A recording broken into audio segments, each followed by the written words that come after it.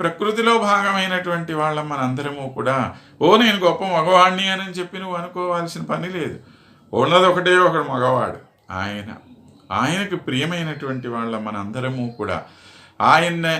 మనందరినీ భరించేవాడు కనుక ఆయన భర్త. ఆయన మీద మన భారం ఉంచాం కాబట్టి మనందరం కూడా ఆయనకు భార్యలు.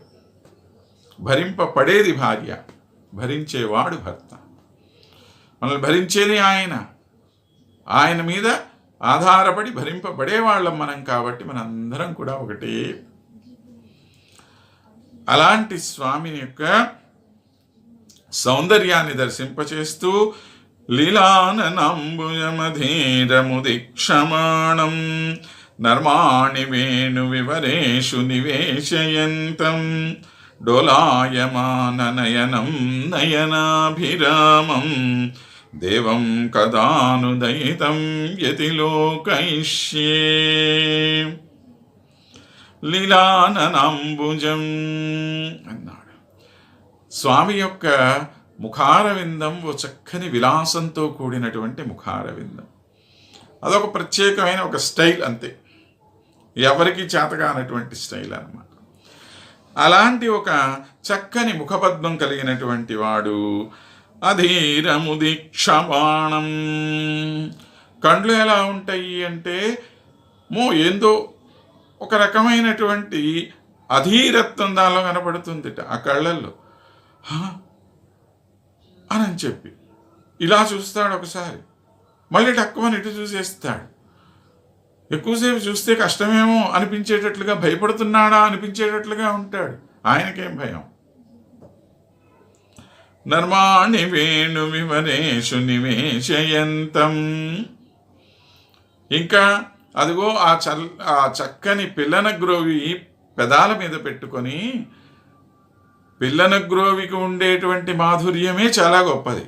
ఆ మాధుర్యంలో ఇంకొక మిక్సర్ అన్నమాట ఇది. ఏమిటి? ఒక చక్కని అందమైనటువంటి దరహాసం, చిరునవ్వు, రెండు కలిపి పెట్టాడు ఆయన. కాక్టైల్ అన్నమాట ఇది. ఇంకాస్త ఎక్కువ కిక్కిచ్చింది ఇది. మొట్టమొదటిగా ఉన్నదే మహా ఆనందం. ఈ ఆనందానికి ఇంకొక చక్కని మరొక ఆనందం, రెండింటినీ కలిపి పెట్టాడు ఆయన. డోలాయమాననయనం, ఇంకా కండ్లు ఎలాంటివి? డోలాయమానం, అలా ఉయ్యాలలూగుతున్నట్లుగా ఉంటుందిట ఆ చూపు. అలా అలా అలా అలా అలా చూస్తాడు ఆయన. అలాంటి డోలాయమానమైనటువంటి చూపు కలిగినటువంటి వాడు. నయనాభిరామం, చూడాలనే వాళ్ళకి, చూసుకోవాలనుకునే వాళ్ళకి ఇంకాస్త ఆనందాన్ని పెంపొందింపచేసేటువంటి వాడు.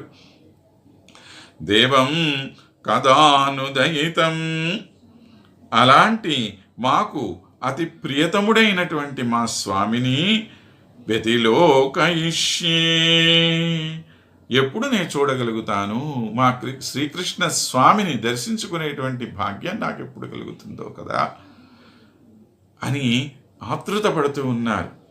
ఇటువంటి ఆతృతతోటి ఆ భగవంతుణ్ణి మనం ఆహ్వానిస్తే మన మనస్సులో ఉండేటువంటి ఆ అధీరత్వాన్ని గమనించినటువంటి స్వామి అవశ్యం మన దగ్గరికి చేరతాడనేటువంటి ఒక స్థిరమైనటువంటి నమ్మకాన్ని మనకు కలిగి చేస్తూ, అలాంటి కృష్ణుణ్ణి ఆహ్వానించి మనల్ని ముందుకు తీసుకుని వెళుతున్నారు లీలాసుకుల వారు. మరొక శ్లోకంలో మరలా కలుసుకుందాం. స్వస్తి.